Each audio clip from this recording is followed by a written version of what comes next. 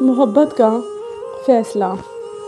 پہلی نظر علی احمد ایک پرائیویٹ یونیورسٹی میں BSc کا طالب علم تھا۔ ذہین، پرکشش اور نرم مزاج، سب لڑکیاں اس پر فدا تھیں، مگر وہ خود میں مگن رہتا تھا۔ اسے محبت جیسے الفاظ سے کوئی دلچسپی نہ تھی۔ پھر ایک دن وہ پہلی بار اسے دیکھتا ہے۔ زارا ندیم نئی داخلہ لینے والی طالبہ نفاست اور شرم و حیا کا پیکر تھی۔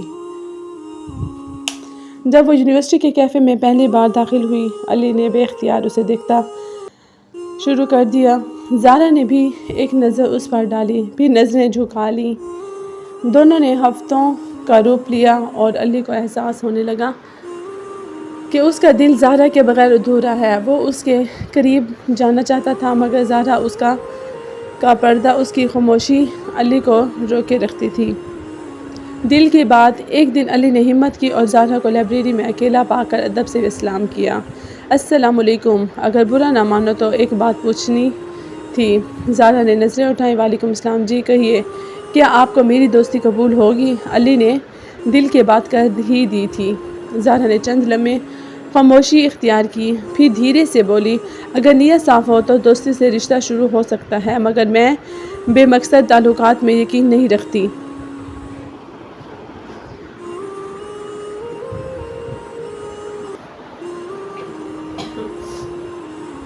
یہ سن کر علی مسکرا دیا۔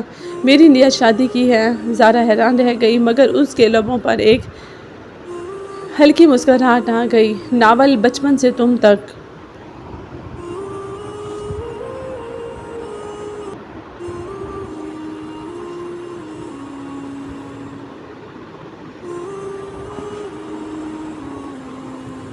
چھوٹے سے شہر کی گلیوں میں زندگی سادہ تھی، اور انہی گلیوں میں ایک چھوٹا سا اسکول تھا جہاں پہلی بار علی اور عائشہ کی ملاقات ہوئی۔ علی پانچوں جماعت میں داخل ہوا تھا، خاموش، شرمیلا، مگر آنکھوں میں کچھ خاص چمک لیے، اور عائشہ اسکول کی سب سے ذہین اور شوخ لڑکی اور ہر ٹیچر کی پسندیدہ تھی۔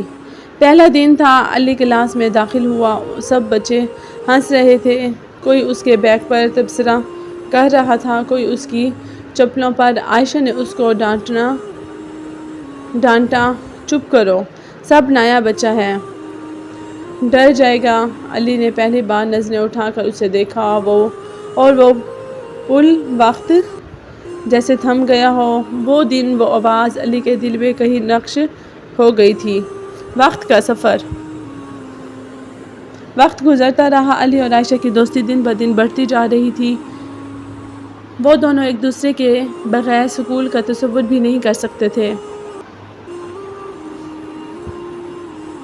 لنچ کا وقت ہوتا تو عائشہ ہمیشہ اپنا آدھا لنچ سینڈوچ علی کو دے دیتی تھی، اور علی ہر روز اس کے لیے بسکٹ لاتا۔ تمہیں کیسے پتہ چل جاتا ہے؟ مجھے آج بسکٹ کھانے کا دل چاہ رہا تھا، عائشہ پوچھتی ہے۔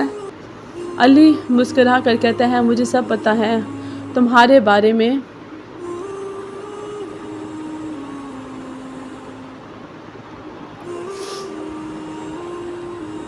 ہر امتحان کے بعد وہ دونوں ایک دوسرے کا نتیجہ سننے سے پہلے خود ہی اندازے لگاتے، اور اکثر صحیح نکلتے۔ یہ چھوٹی چھوٹی خوشیاں تو ان کے بچپن کی اصل دولت تھی، مگر خوشیوں کا موسم ہمیشہ نہیں رہتا تھا۔ ایک دن عائشہ اسکول نہیں آئی، پھر اگلے دن میں بھی نہیں آئی۔ وہ تیسرے دن اس کی کلاس ٹیچر نے اعلان کیا، عائشہ اب اس اسکول میں نہیں رہی، وہ اپنے والدین کے ساتھ دوسرے شہر شفٹ ہو گئی ہے۔ علی کی دنیا ایک پل میں خالی ہو گئی تھی، اور وہ بینچ پر وہ دونوں بیٹھتے تھے، آج وہ خالی تھا۔ جس راہ سے وہ روز آتی تھی، وہ سڑک آج سنسان لگنے لگی تھی، اور جس دل میں علی نے پہلی بار کسی کو جگہ دی تھی، وہ دل اب انتہا دھڑک رہا تھا۔ اس دن علی نے پہلی بار سمجھا کہ کچھ رشتے صرف ساتھ ہونے سے نہیں، دور جا کر بھی دل میں زندہ رہتے ہیں۔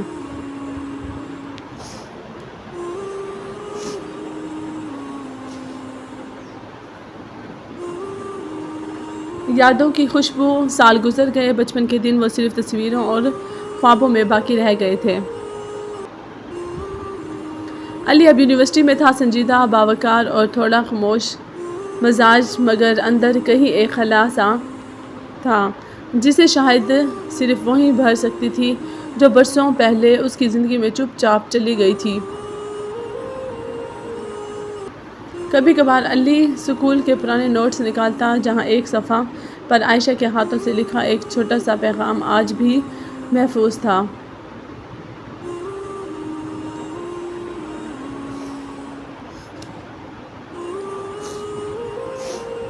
دوستی ہمیشہ رہتی ہے چاہے فاصلے ہوں یا وقت، وہ مسکراہٹ دیتا ہے مگر آنکھوں کے کنارے بھیگ جاتے ہیں۔ یونیورسٹی کا ایک دن سب کچھ معمول کے مطابق تھا۔ علی اپنے لیکچر ہال میں داخل ہوا اور جیسے ہی اس کی نظر سامنے والی بینچ پر پڑی وہ پل بھر کو سخت ہو گیا تھا۔ وہی آنکھیں، وہی انداز، وہی خاموشی، مسکراہٹ۔ عائشہ برسوں بعد اچانک اس کے سامنے تھی۔ دونوں کی نظریں ملی، لمحہ ٹھہر سا گیا تھا۔ عائشہ دھیرے سے بولی، پہچانا مجھے؟ میں کون ہوں؟ علی نے سر جھکا کر مسکراتے ہوئے جواب دیا، یادوں کی خوشبو کبھی مٹتی نہیں، تم ویسی ہی ہو جیسے بچپن میں تھی۔ پھر سے ساتھ۔ علی اور عائشہ کی ملاقات نے دونوں میں ایک نیا جذبہ جگا رکھا تھا۔ دونوں نے محسوس کیا کہ بچپن کی محبت ابھی تک زندہ ہے، بس وقت نے اسے ایک آزمائش میں ڈال دیا تھا۔ کچھ دنوں کی بات چیت، کہکوں اور یادوں کے تبادلے کے بعد علی نے حوصلہ کیا اور عائشہ سے کہا، کیا تم میرے ساتھ زندگی کا سفر دوبارہ شروع کر سکتی ہو؟